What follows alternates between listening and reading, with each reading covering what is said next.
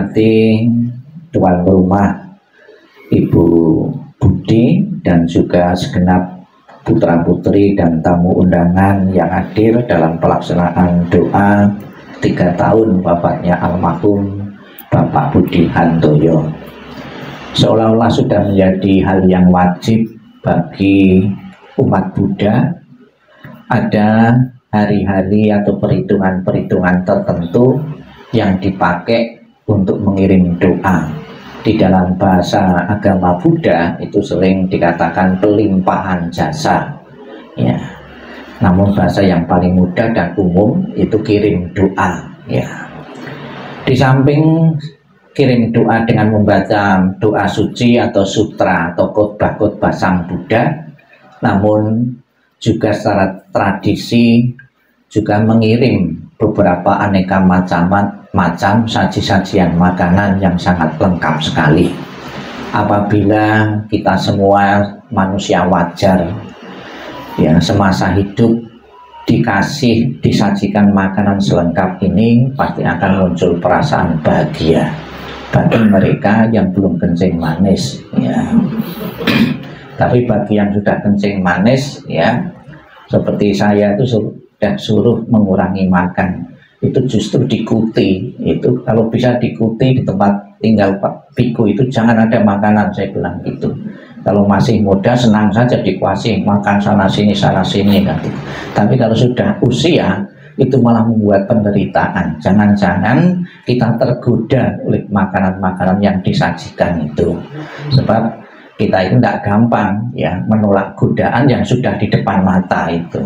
Nah, kalau belum bisa, alangkah bahagianya kita disiapkan makanan-makanan. Mungkin bisa juga lebih lengkap ketika beliau hidup, ya, bisa juga saji-sajian makanan ini.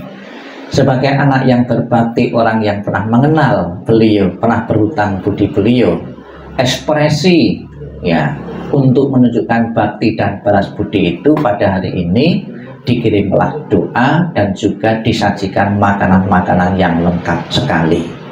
Ternyata kematian tidak memisahkan kita dengan yang meninggal secara emosional.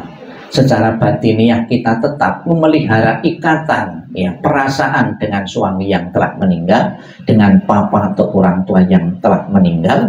Dibuktikan dengan di depan foto beliau disajikan aneka macam makanan. Ada beberapa, baru saja saya melihat istrinya itu baru saja meninggal, ya. Kemudian si suaminya itu di depan foto yang meninggal itu disajikan makanan, salah satunya pisang. Kebanyakan setelah disajikan makanan, pisang itu kan diambil utuh, ya. Utuh, ya, satu piring ya dibawa keluar, tidak ditaruh di altar lagi. Tapi itu beda itu. Jadi di situ tuh saya lihat tuh pisang itu diperodoli satu persatu, masih tetap di altar istrinya. Ya, terus saya tanya, loh kenapa biasanya itu makanan itu langsung diambil semua, ini kok diperodoli satu persatu itu? Ya bisa, saya itu masih ingat ketika istri saya masih hidup tuh makan bersama.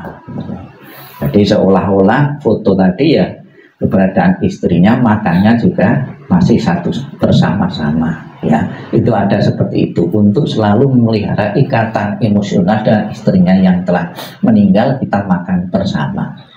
Saya juga pernah mendengar salah satu cerita, ya, pas dikasih persajian seperti ini, ada nasi, ada kue-kue dan sebagainya. Kemudian dia mengatakan, yuk kita makan bersama, ambil nasi putih, ya, dimakan, bukan makan yang lain. Kenapa yang diambil kok nasi putih, padahal ada yang lain yang lebih enak? Putih di sini sebagai simbol saya prihatin ditinggal kamu, putih, ya, keprihatinan berkabung. Maka di kalangan masyarakat Cina pun kalau di saat ada perkabungan itu kan pakai baju putih-putih, itu sebagai simbol perkabung. Demikian pula masih perkabungan itu terpelihara terus, ya, itu dengan makan bersama-sama nasi putih. Membawakan doa kematian bukan saja di kalangan umat Buddha. Saya juga sering mendengar di tempat lain, di agama lain.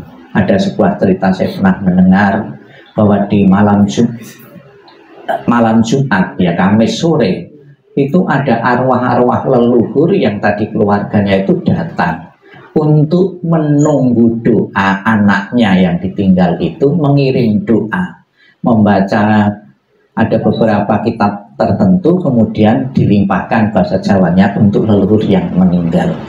Ini bagi anak-anak yang tahu budi, tahu membalas budi kepada orang tuanya. Ingat di saat malam tertentu atau di saat hari Jumat itu mengirim doanya untuk orang tua yang telah meninggal atau keluarganya yang telah meninggal yang tahu, ya. Karena arwah itu tidak dalam bentuk wujud fisik, ya banyak yang nggak tahu. Tapi tidaknya pengetahuan itu diperoleh dari para bijaksana, para suci, bahwa di hari-hari tertentu pun keluarga-keluarga yang telah meninggal hadir di tengah-tengah kita untuk menunggu doa. Dalam agama Buddha menunggu pelimpahan jasa dari leluhurnya, karena memang di alam sana ada beberapa alam yang masih perlu bantuan kita agar arwah itu tidak menderita atau bisa teraih di alam-alam bahagia. Cerita seperti ini ditulis dalam agama Buddha. Dikatakan demikian, Sang Buddha mengatakan demikian. Mereka bisa dikatakan di arwah berdiri di luar dinding rumah dan setiap perempatan jalan. Setelah kembali ke rumahnya sendiri, mereka berdiri di muka pintu-pintu, ya, arwah itu di saat ini. Jadi yang hadir saat ini pun secara tidak kasat mata itu juga leluhur-leluhur keluarga yang telah meninggal, bukan saja almarhum Bapak Budi saja, namun juga yang lain pun yang masih perlu bantuan dari kita juga ikut hadir untuk menikmati pelimpahan jasa yang baru saja kita berikan ini. Ketika beraneka ragam makanan dan minuman serta makanan padat lainnya dihidangkan, tiada satupun orang yang ingat kepada mereka para makhluk sebagai akibat karma yang lampau ini. Kalau anak yang tidak tahu atau karena tidak kasat mata, tidak tahu leluhurnya datang menunggu pelimpahan jasa.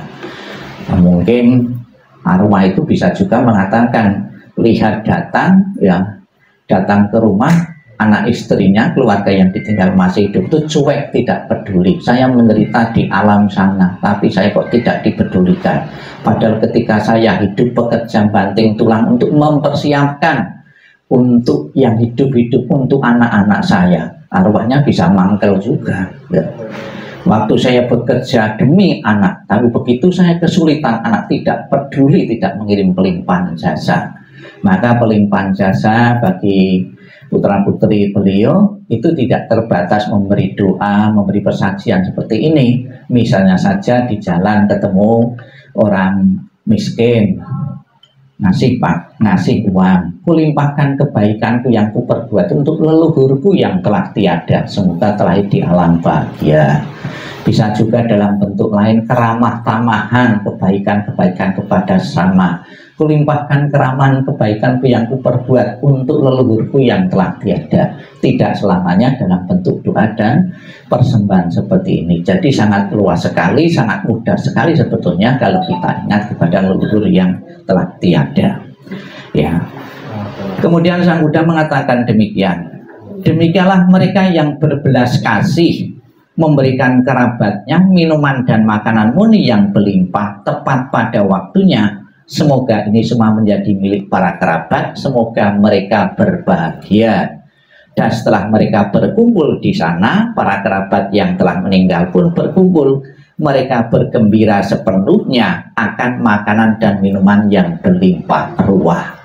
Jadi Bapak Ibu saudara sekalian, kebahagiaan dikasih makan, dikasih sajian bukan saja bisa dirasakan ketika beliau masih hidup di tengah-tengah keluarga. Demikian pula hari ini pun mereka berbahagia karena dipedulikan oleh keluarga yang ditinggalkan, mengirim doa dan pelimpahan jasa dengan memberikan persembahan-persembahan ini.